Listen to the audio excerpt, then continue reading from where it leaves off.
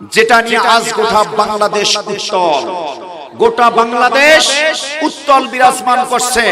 আমার ভাইরা, ইসকান নামে একটা সংস্থা, এটা হলো হিন্দুদের লিডার। আমার ভাইরা, চট্টগ্রামের আমাদের কলিজার টুকরা অ্যাডভোকেট সাইফুল ইসলাম আলী ভাইকে পরিকল্পিতভাবে তাকে হত্যা করে আমার ভাইরা তাকে দুনিয়া থেকে বিদায় করে দেওয়া হয়েছে।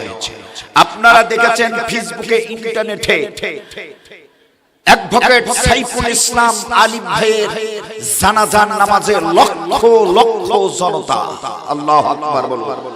আমার ভাইরা, সেই পরিকল্পিত ব্যক্তিদেরকে যখন ধরলো, অ্যারেস্ট করলো, আমার ভাইরা ইসকানের লিডারকে যখন অ্যারেস্ট করা হলো, তখন বাংলাদেশের কিছু মানুষের কিন্তু চুলকানি, কথা বলেন ঠিক না?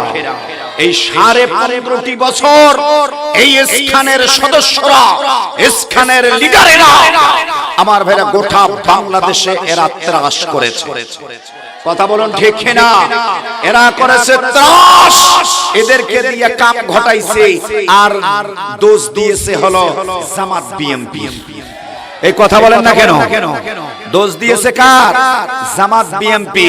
আমার ভাইরা, আজকে প্রমাণ হয়ে গেল যারা 15.5 বছর রাষ্ট্র চালিয়েছেন এরা ওদেরকে পোষেছে, কথা বলুন ঠিক কিনা? আবার ইন্টারনেটে দেখলাম এই ইসকানের একজন ছেলে মুক্তি চেয়েছে, তার বাবা পুলিশকে ডেকে তাকে ধরে দিয়েছে। ভারতের কিন্তু মাথা বেদা হয়ে গেছে, কথা বলুন ঠিক কিনা? ইসকানের সদস্যকে গ্রেফতার করার কারণে মহাভারতের মাথা গরম হয়ে গেছে। স্পষ্ট হয়ে যায় ভারত বাংলাদেশের দুশমন, বাংলাদেশকে ওরা খতম করতে চায়, বাংলাদেশকে ওরা শেষ করতে চায়। বাংলাদেশের মানুষকে এই মুহূর্তে ঐক্যবদ্ধ হতে হবে। ইসকানের সদস্যদেরকে পেলেই পুলিশদেরকে ধরে দিতে হবে।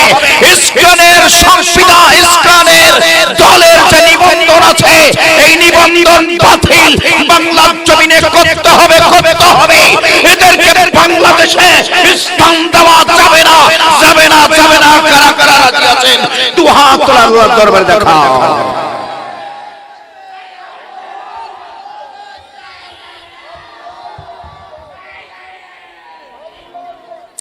আল্লাহ তুমি কবুল করে নাও, সকলে বলেন আমিন। আমার ভাইরা, এরকম দুষ্কৃতদেরকে আমার ভাইরা দেখলে প্রশাসনকে ধরে দিতে হবে, এদেরকে ছাড় দেওয়া যাবে না।